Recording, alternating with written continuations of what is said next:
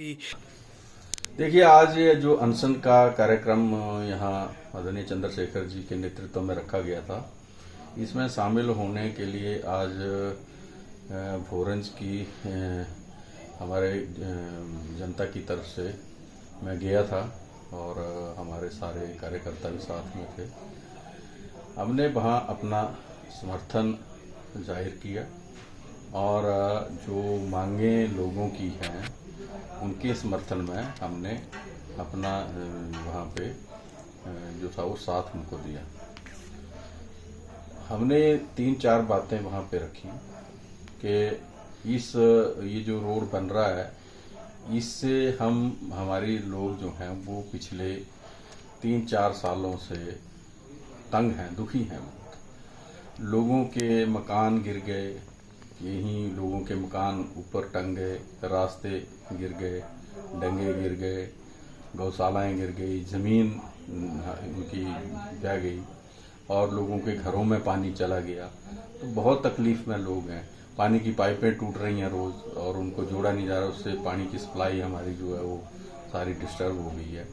तो हमने ये कहा कि जो कंपनी है, जो मोर्थ है, वो इस समस्या का समाधान करे, स्थायी समाधान करे, क्योंकि कई दिनों से हमने कई प्रयास पहले कर लिए जिनका कोई नतीजा फिर निकला नहीं। वो किसी भी बात को मानते नहीं है। विधानसभा में भी हमने बार बार इसका क्वेश्चन उठाया, उसके बावजूद भी कुछ हुआ नहीं। तो फिर ये आंदोलन और सत्याग्रह ही हमारे पास बचा था।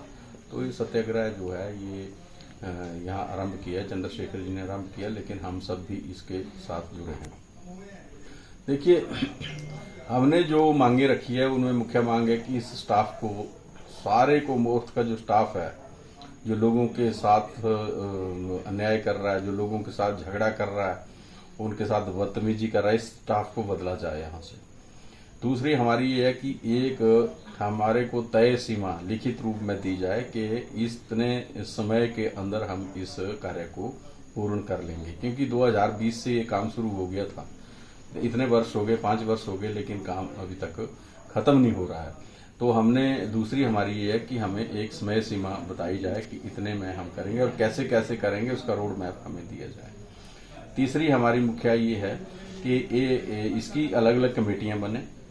उन कमेटियों में जो है वो स्थानीय लोगों को भी लिया जाए, स्थानीय प्रशासन को भी लिया जाए और स्थानीय जो नेतृत्व है उसको भी लिया जाए, ताकि उनके साथ कोऑर्डिनेट करके फिर उसमें सारी चीज जो हो, चाहे जो निर्माण की गुणवत्ता है वो भी देखी जाएगी उसमें, और उसकी समय सीमा भी देखी जाएगी, और लोगों के साथ जो लोगों के कार्य हैं या लोगों की जो मांगे हैं उनको भी फिर ध्यान में रखा जाएगा। तो वो कमेटी भी आप बनाइए, ये रखी थी।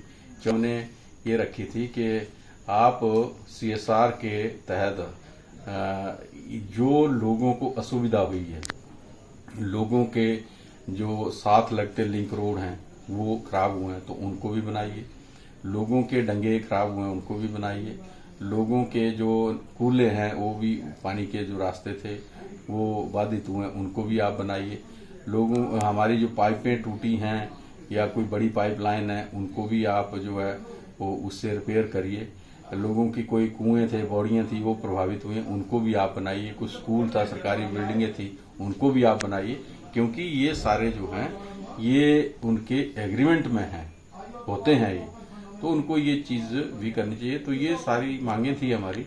इन मांगों के लिए हमने कल तक का समय दिया है कि कल शाम तक अगर ये इन हमारी मांगों को मानते नहीं है तो फिर इस आंदोलन को फिर हम और उग्र करेंगे।